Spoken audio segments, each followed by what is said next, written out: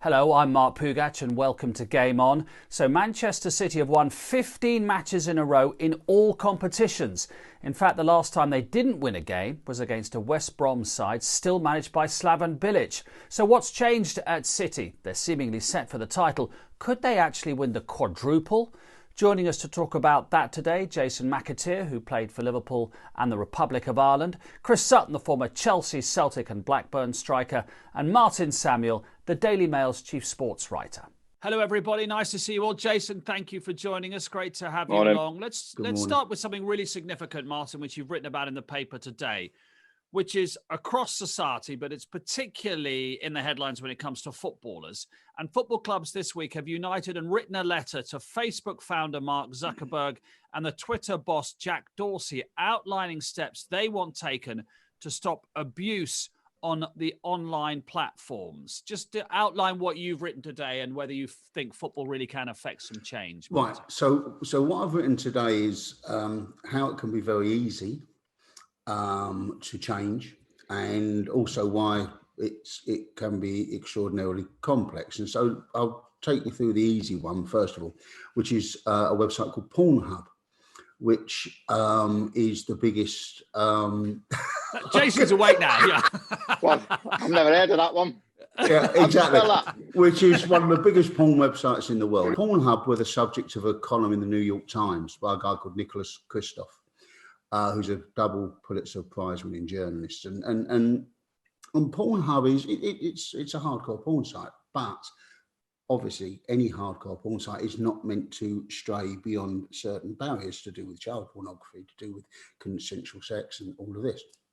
Nicholas Kristof said Pornhub is full of non-consensual videos. It is full of abuse videos, and it lost control of its boundaries completely.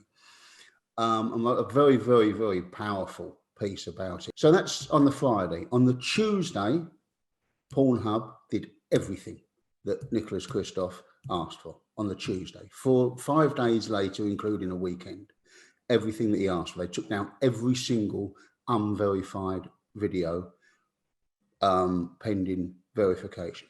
Right. So that's how easy it can be. That was a 5-day interval between the request going in. Now, here's the complication with social media. The letter yesterday that was written by the FA, the Football League, Premier League, head of the women's game, head of Kick It Out, PFA, that letter asked for verification on social media websites, which is the same thing that we've got in hardcore pornography now. The complication is this is not a British or English problem.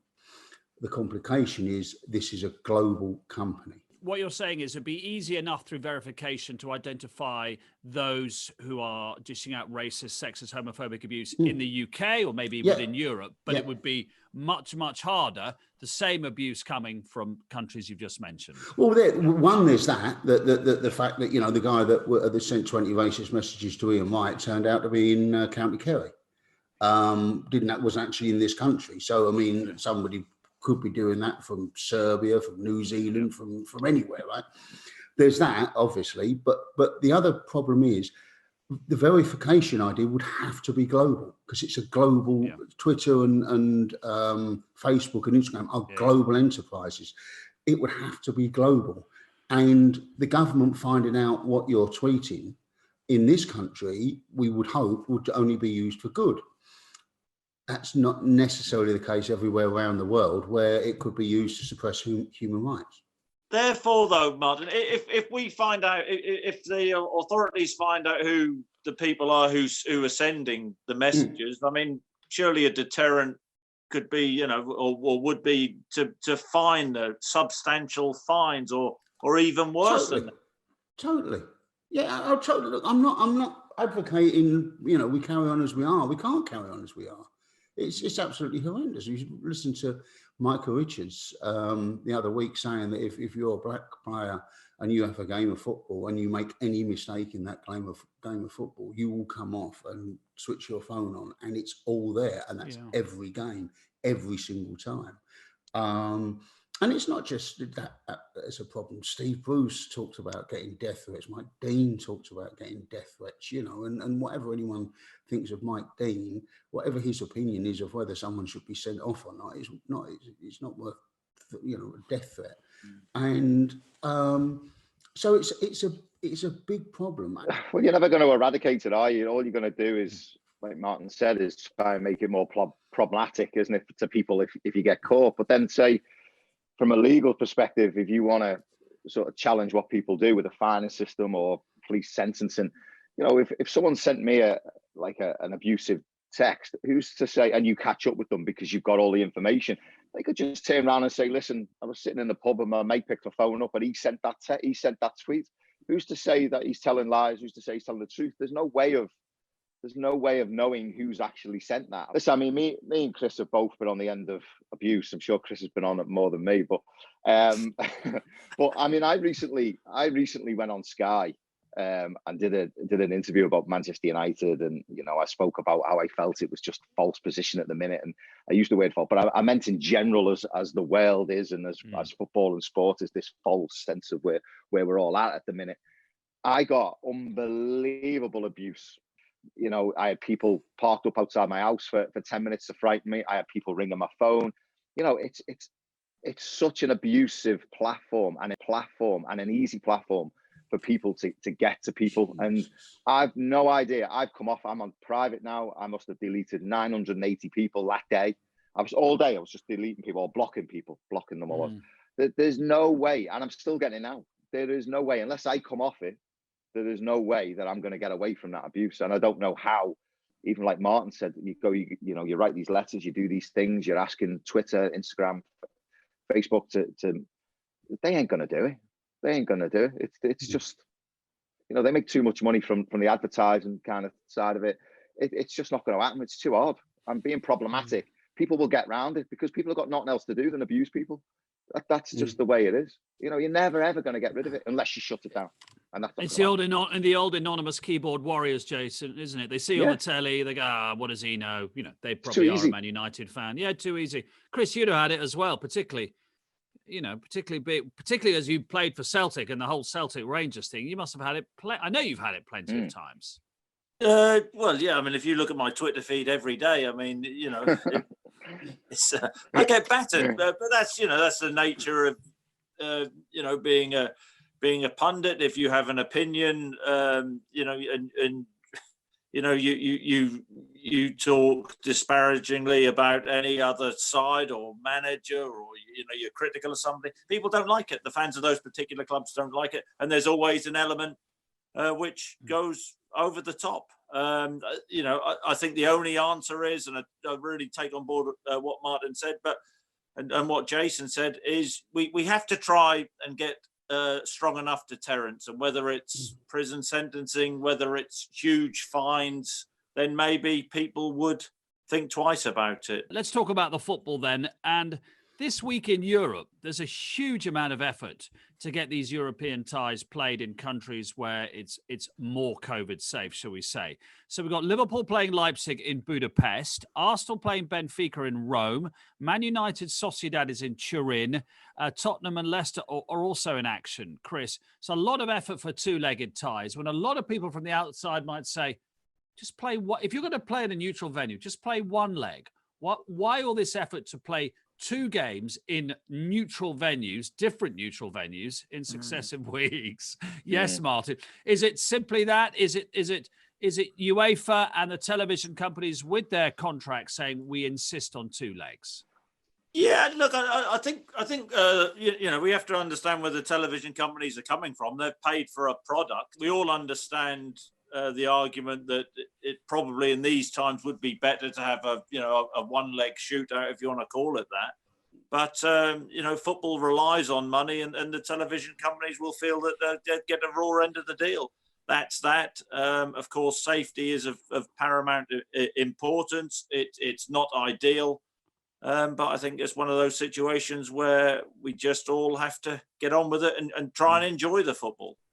Just remind us who's the away team and who's the home team when you're doing it, Chris.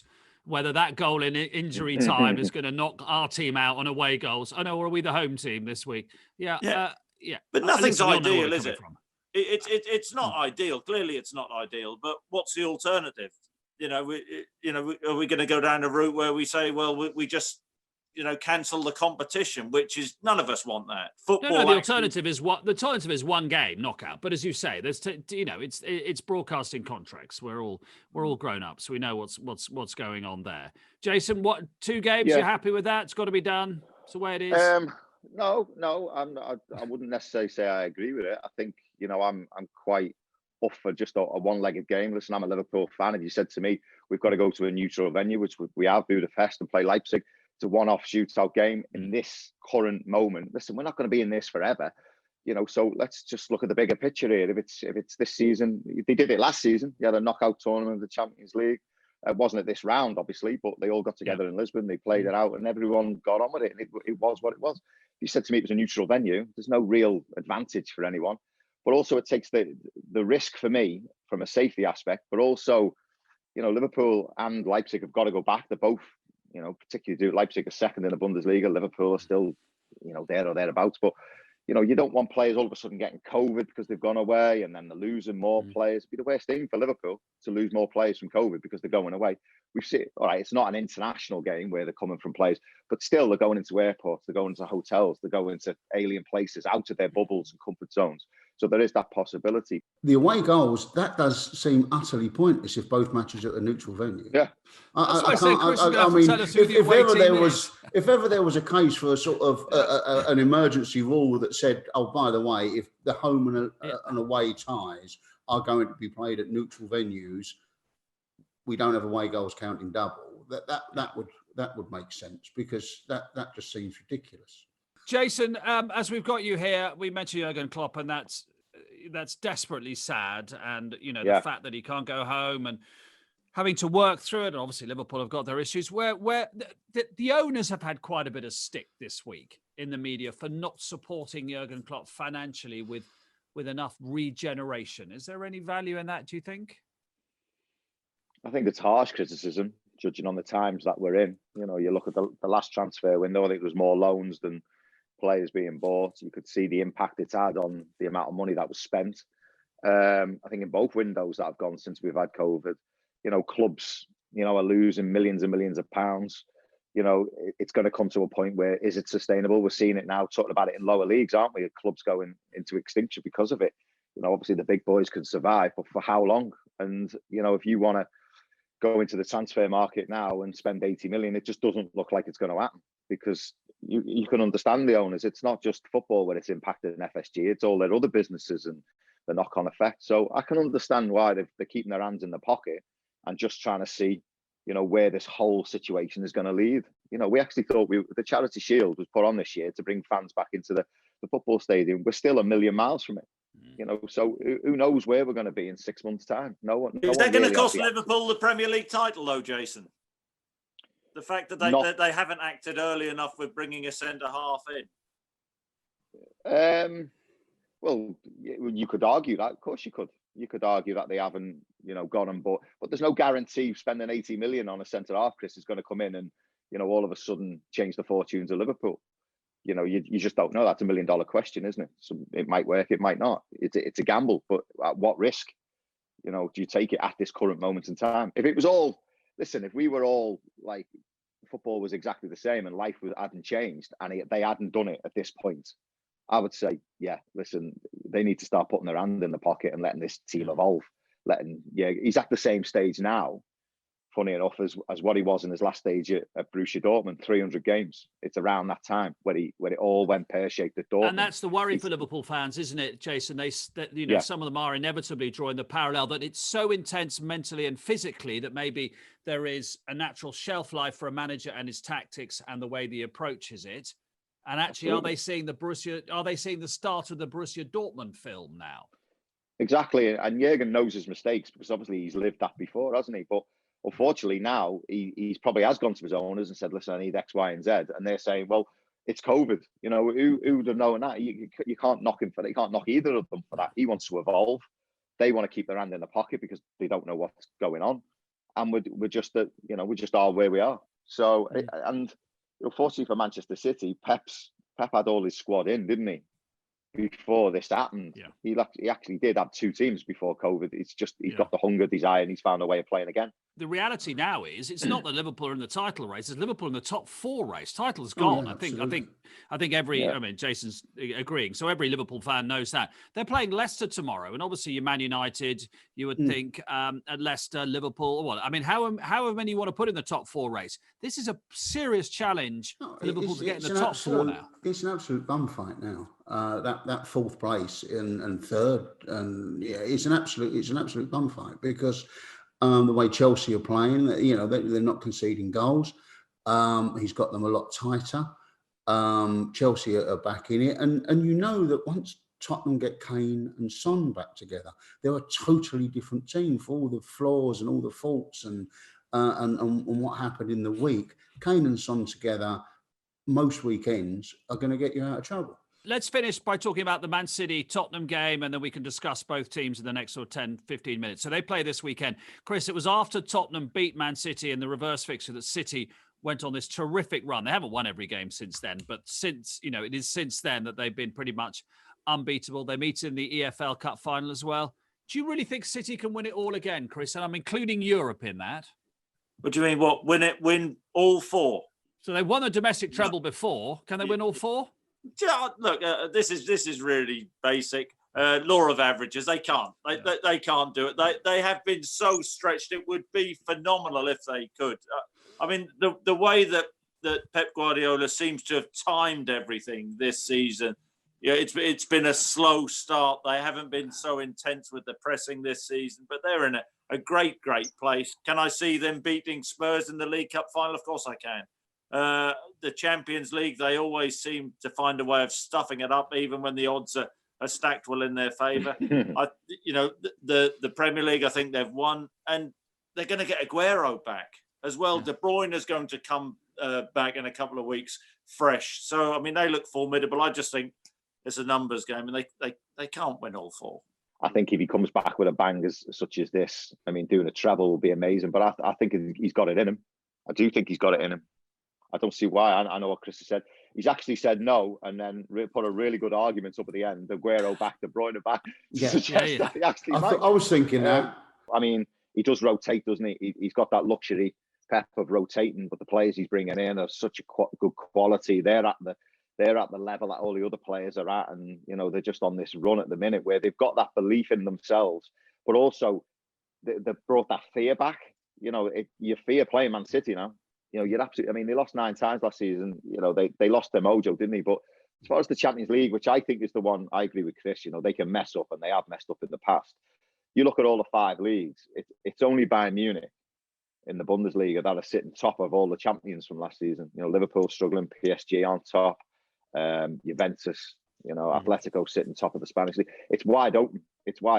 So I see the Champions League, if they were not to do anything, would be that, but I put them favourites at the minute. Let's finish at Goodison because it was 5-4. It was a brilliant game. If you chose one cup tie to watch this week and you chose West Ham Man United like I did and not Everton Tottenham, then you chose the wrong one. That was awful. 5-4. And of course, it provoked everybody to talk about Jose Mourinho and his comment from 2004 when Arsenal beat Tottenham 5-4 and he was the Chelsea manager. And he said, that 5-4, that is not a football score, it's a hockey score. In training, I often play matches of 3 against 3. And when the score reaches 5-4, I send the players back to the dressing room because they're not defending properly. Chris is chuckling away. It's only taken 16, 17 years, but we managed to get it out for Jose, didn't we? Well, it did come home to roost eventually, didn't it? Yeah. It would never make it.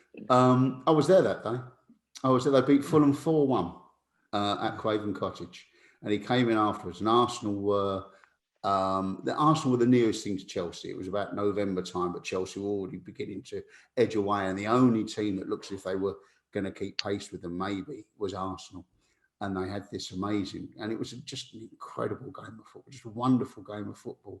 And he gets asked about it, and the answer is so sour is the wrong word, but it's so Jose. It absolutely urinated on everyone's bonfire, for want of a better phrase. You know, it was just, you know, everyone was raving about this game, and then Jose's come out and goes, "A hockey sky."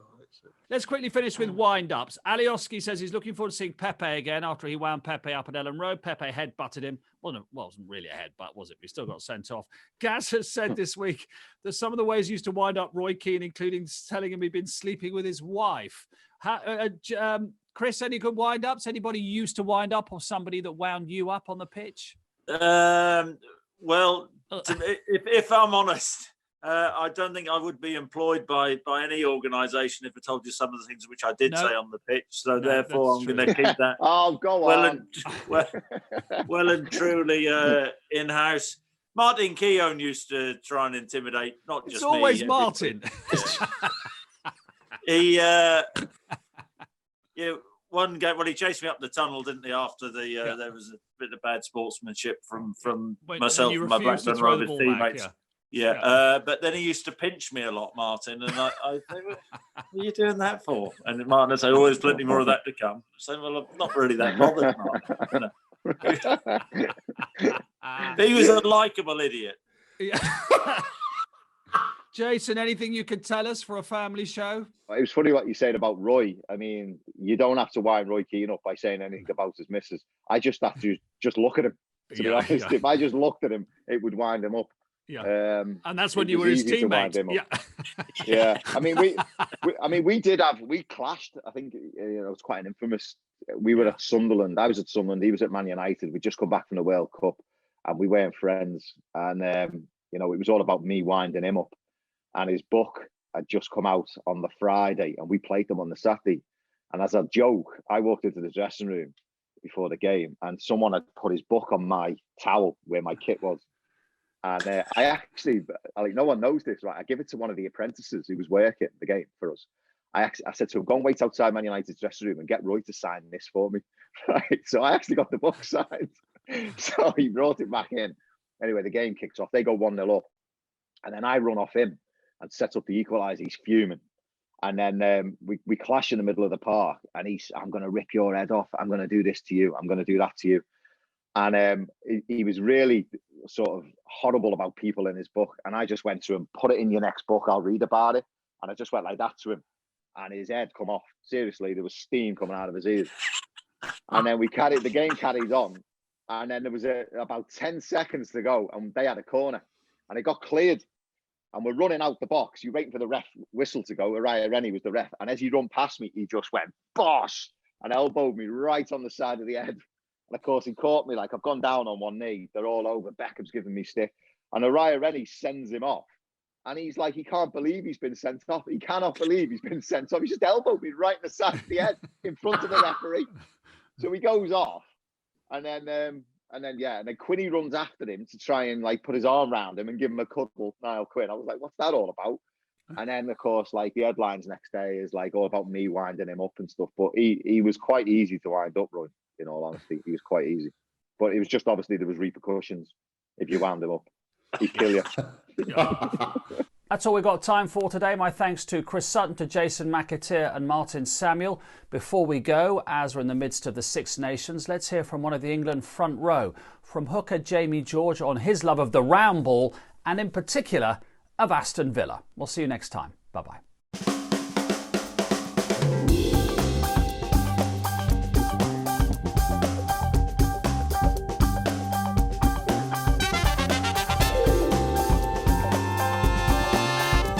Two older brothers who basically their best friend at primary school supported Villa and had he had two sisters, and they were season ticket holders, and the sisters never wanted to go, so I took my brothers. They're 5 years older than me, so I sort of just latched onto them really. My dad was born in Birmingham, but actually he wasn't a diehard by any means, but actually was a Birmingham City fan, so he was gutted when he found out that all his sons are supporting Villa. So bit of a family feud there, but always brings up good times when there's the Birmingham derby. The thing is, it's so stereotypical and it's hard to look past Jack Grealish at the minute. Local lad doing his thing, one of the best players in the Premier League at the minute. I'm obsessed with him. We play a lot of football in the warm-up and stuff. for training, and I always sit in the Grealish role. And if I score, then I'll shout out Grealish as I'm finishing it.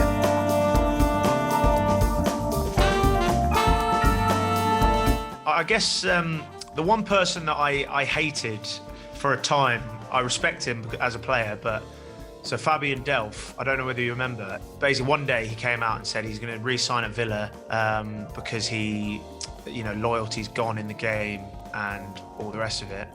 And then the next day he signed for City.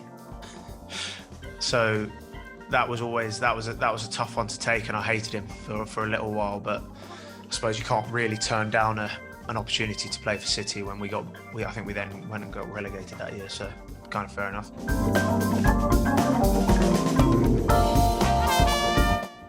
I just hate people who dive. Like I got really frustrated with Luis Suarez for a long time.